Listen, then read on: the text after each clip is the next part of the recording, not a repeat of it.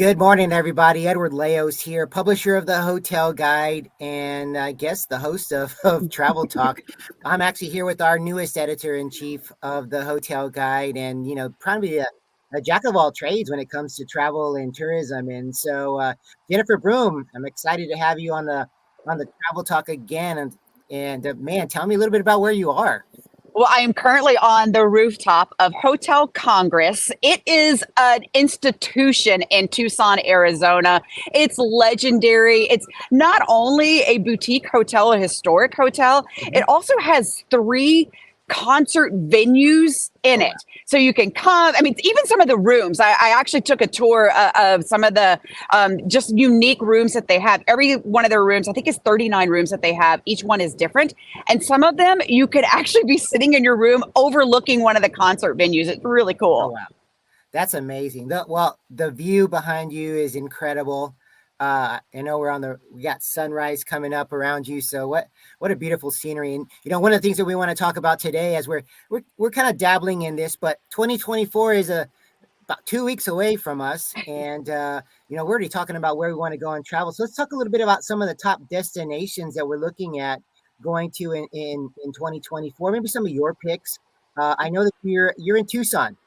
So why? Yes. So Go ahead. Well, I want to say I think in 2024 that a lot of folks are going to be traveling domestically and traveling across the United States. So I really want to spotlight some places to go that have culture, unique experiences, outdoor adventure, and just some great places for families to go that are also affordable. So Tucson kind of tops my list for that. And a big reason is because of astrotourism. And it is one of the best places, not only in the country, but in the world, if you want to do some stargazing.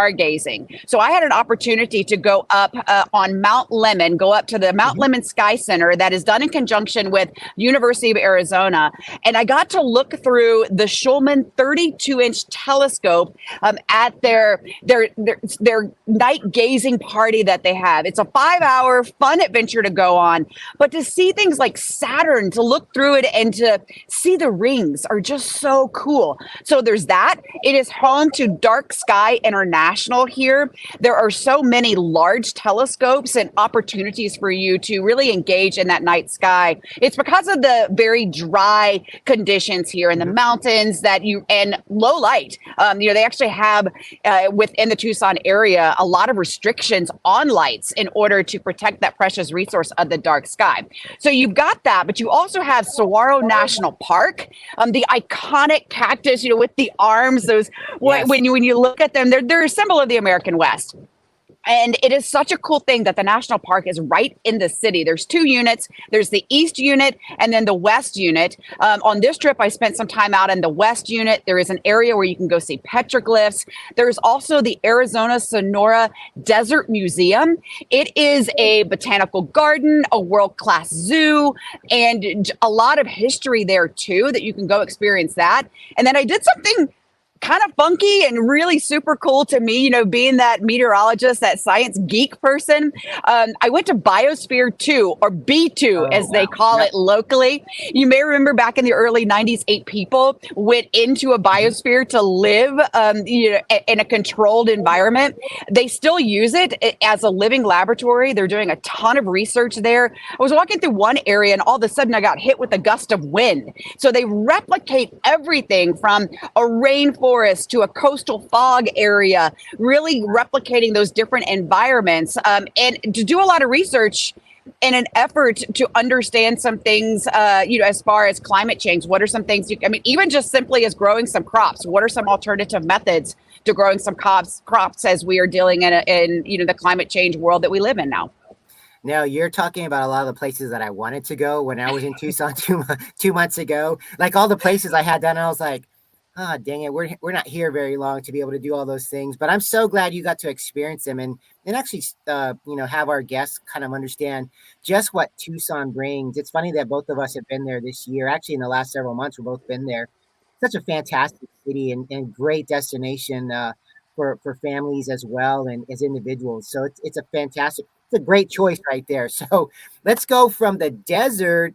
Let's talk a little bit about some snow and like when you want to have some fun. What are some of your top picks for that?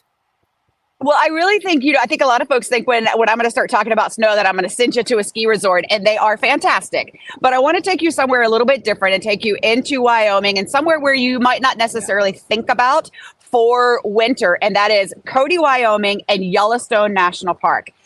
You want to go in Cody. It's one of my favorite cities in the country, partly because I just love the Wild West history there. Yeah. The city was founded by Buffalo Bill. I think a lot of folks know that name.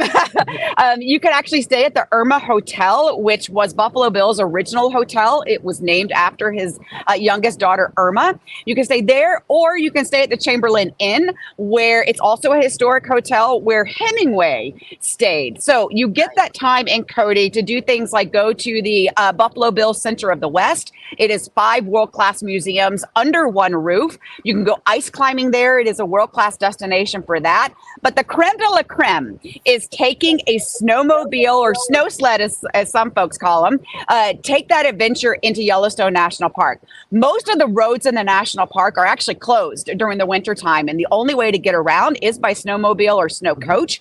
And if you go from the Cody side, you go for miles and not see anyone. It is honestly my favorite season in Yellowstone because it's that season of solitude, snow, and steam to really enjoy those geothermal features that Yellowstone is so well known for, including spending a night at the Yellowstone, the Old Faithful Snow Lodge.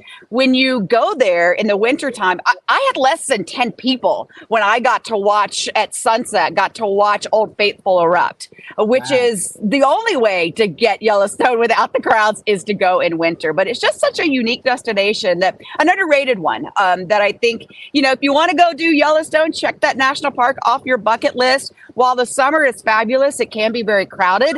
The winter time, you can have it all to yourself. It's when the bison outnumber the people. Sure. And the air is very chilly. Yes. Don't worry. They give you the full suit and everything. You'll be fine. Good. Well, I'm coming from South Texas. Yeah, definitely we'll have to have those kind of get ups to make things make sure we're going. So let's talk a little bit about some of the less traveled state. What's the lesser traveled state for kind of outdoor adventures? I know, let's stick with the outdoors and tell us a little bit about a place that you might want to send us. I think a lot of folks are surprised when I say Nebraska. They're like, what? Yeah. I've spent some time there on several different trips. The first thing is in the springtime is to see the sandhill crane migration. Over 1 million sandhill cranes kind of converge on the Central Platte River Valley, and that goes from Grand Island to Kearney over to North Platte.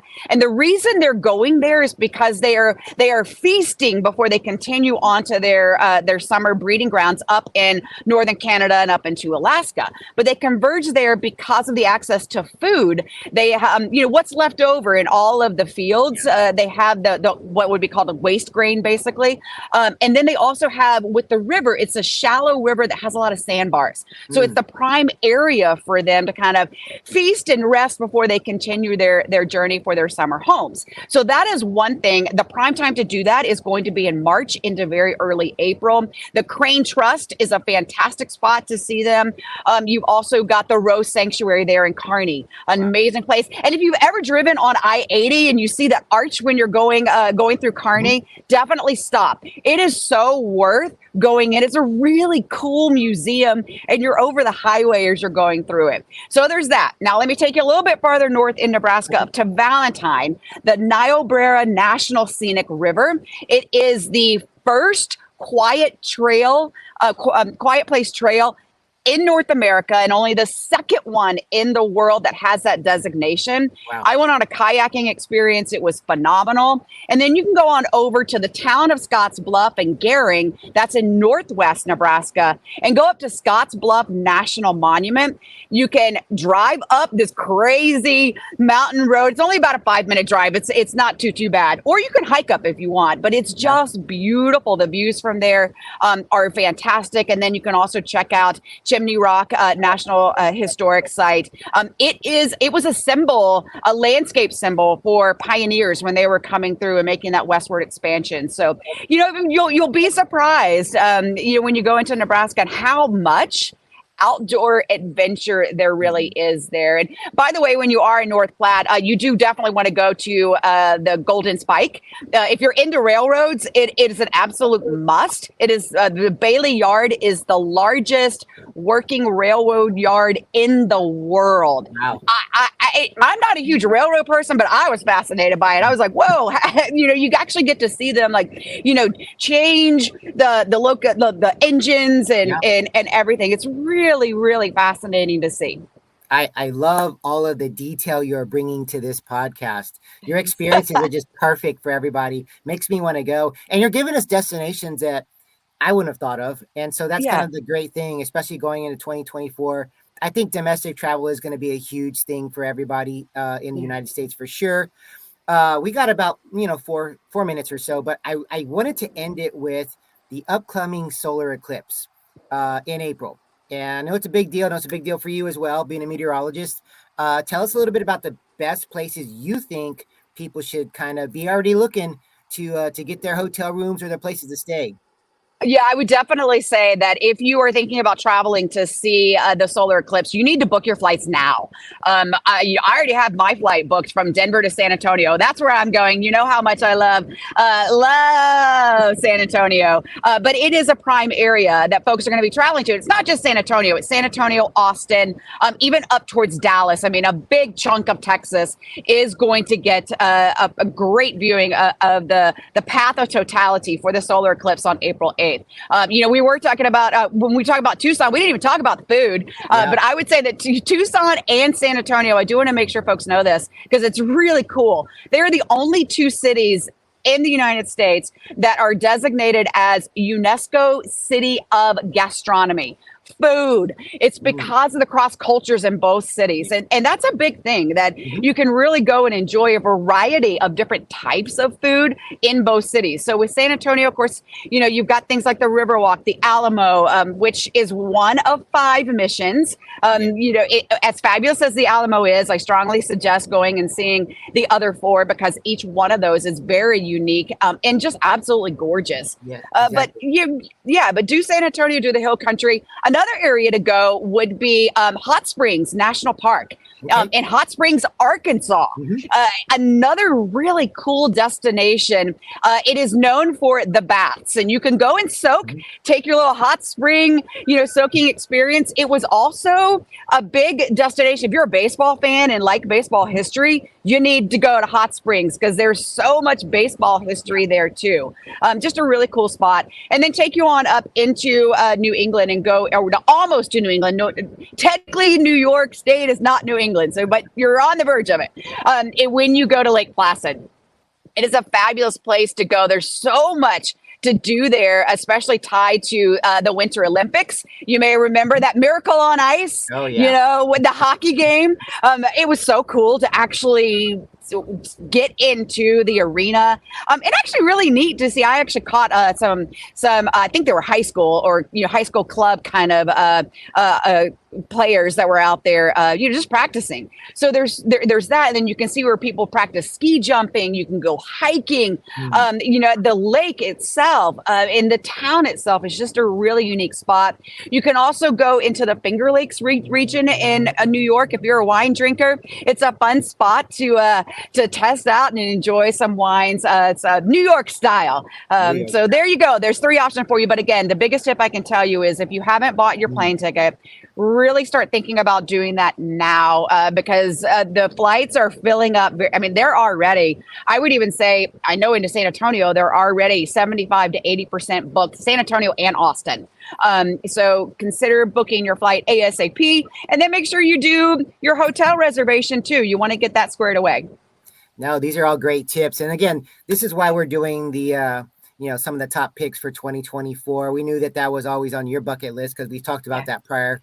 And it's a big deal. And the fact that there are some places where we're close to both of our hearts in San Antonio, in the Hill Country, it's a great thing that we're in the middle of it. So I'm excited about 2024. I want to thank you for everything you've done so far and what we're going to be doing in 2024 and for our guests and readership. And thank you for being on today. I know you're in a beautiful background there. I love it. It's way better than a podcast studio that I'm in. So I want to thank you for being on the show again, Jennifer, and excited about what we're going to be doing in the next year too. So to all our guests out there, thank you for listening, and we'll talk to you soon. Take care.